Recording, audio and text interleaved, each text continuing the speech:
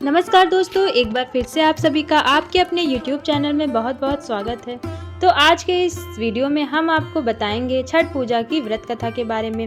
Video में आगे बढ़ने से पहले अगर अभी तक आपने हमारे चैनल को सब्सक्राइब नहीं किया है तो सब्सक्राइब कर लीजिए और बेल आइकन भी ज़रूर प्रेस कर लीजिए ताकि हमारी सभी वीडियोज़ आप तक सबसे पहले पहुँचें। तो आइए शुरू करते हैं आज की ये कहानी।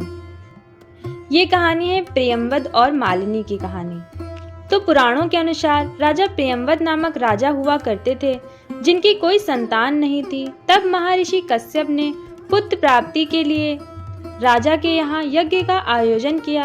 महर्षि ने यज्ञ आहुति के लिए बनाई गई खीर को प्रियंवद की पत्नी मालिनी को खाने के लिए कहा।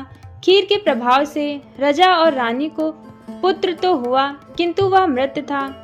प्रियंवद पुत्र को लेकर शमशान गए और पुत्र योग में प्राण त्यागने लगे। उसी समय भगवान की मानस पुत्री देवसेना प्रकट हुई। उन्होंने राजा से कहा कि सृष्टि की मूल प्रवृत्ति के छठे अंश से उत्पन्न होने के कारण मैं सृष्टि कहलाती हूँ। माता ने राजा को अपने पूजन का आदेश दिया और दूसरों को भी यह पूजन करने के लिए प्रेरित करने को कहा। राजा ने पुत्र इच्छा से देवी सृष्टि का व्रत किया और उन्हें शीघ्र ही पुत्र रत्न की प्राप्ति हुई। जिस दिन राजा ने यह व्रत किया था उस दिन कार्तिक शुक्ल षष्ठी तिथि थी। तभी से छठी मैया के पूजे जाने की परंपरा आरंभ हुई। तो फ्रेंड्स, आइए अब हम आपको बताते हैं कि इसकी शुरुआत कहाँ से हुई थी। महाभारत काल में कुंती पुत्र कर्ण को दानवीर माना जाता था। कर्ण सिर्फ माता कुंती के ही नहीं अपितु सूर्य देव के भी पुत्र थे। सूर्य देव की कर्ण पर विशेष कृपा थी। कर्ण नियमित रूप से प्रातः काल उठकर सूर्य देव को आर्घ्य दिया करते थे। तभी से एक पर्व के रूप में सूर्य आर्घ्य की परंपरा का आरंभ हुआ। इसके अलावा कुंती और द्रौपदी के भी व्रत रखने का उल्लेख ग्रंथों में मिलता है। ऐसा कहा जाता है कि द्रौपदी की छठ पूजा करने के बाद ही पांडवों को उनका हारा हुआ सारा राजपाट वापस मिल गया था। तो फ्रेंड्स, क्या आपको पता है कि श्री राम जी और माता जी ने भी रखा था यह व्रत। रामायण में भी छठ पूजा का वर्णन मिलता है।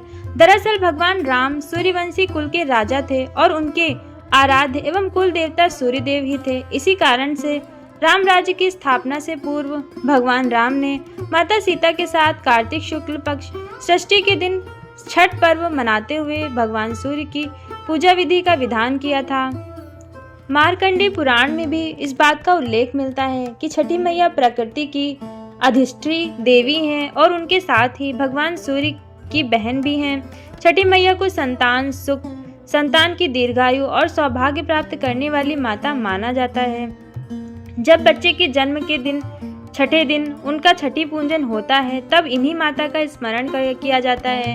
इनकी कृपा से न सिर्फ संतान को हर तरह की सुख सुविधा प्राप्त होती है बल्कि उसके जीवन में आने वाले कष्टों को अपने आप ही निवारण होता जाता है। तो ये छठ पावन कथा, इसे सुने बिना आपकी छठ पूजा अपूर्ण है।